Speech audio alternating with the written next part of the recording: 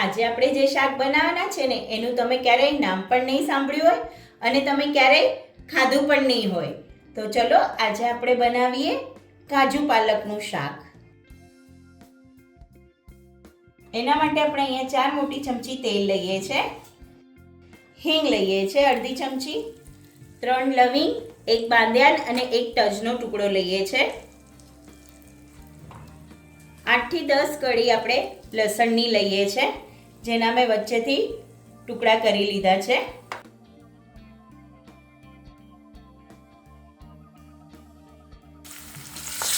હવે આપણે આને સાતળી લઈએ છે.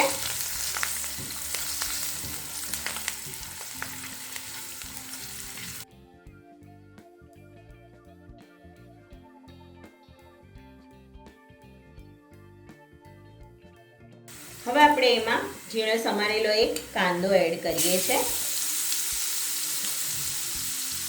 એને પણ સાતળી લઈએ.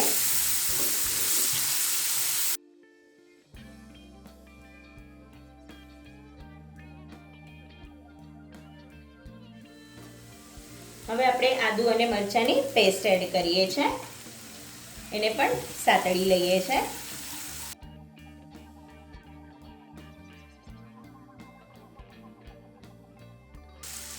હવે આપણે એમાં 10 થી 12 કાજુ લઈએ છે.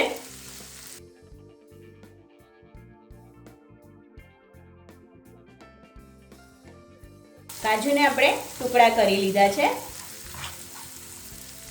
સાથે સાથે આપણે 1 ટમેટું લઈએ છીએ ઝીણું સમારેલું.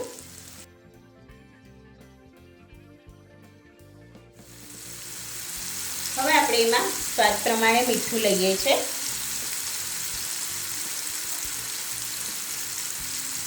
હળદર લઈએ છે 5 ચમચી. કાશ્મીરી લાલ મરચું લઈએ છે અડધી ચમચી.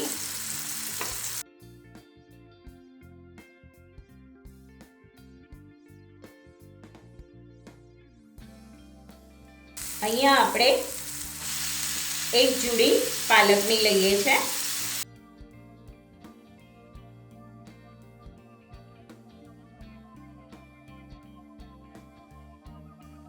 ધીમા ગેસ ઉપર પાલકને આપણે ચડવા દઈએ છે.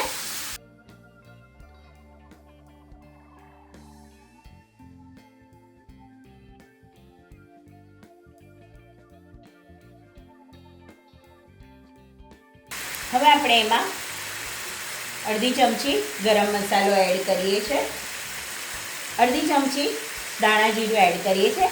મારી ચમચી અહીંયા નાની છે એટલા માટે હું 2 ચમચી નાખું છું. હવે આપણે એને મિક્સ કરી લઈએ.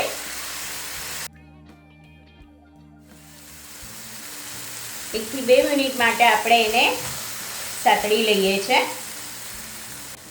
હવે આપણે અહીંયા 1/2 કપ ખમણેલું પનીર એડ કરીએ છે. 1 ચમચી સાકર એડ કરીએ છે. અડધી ચમચી લીંબુનો રસ એડ કરીએ છે અને મિક્સ કરી લઈએ. આ સ્ટેજ ઉપર આપણે ગેસને બંધ કરી દઈએ છે. 1 મિનિટ માટે આપણે એને મિક્સ કરી લઈએ.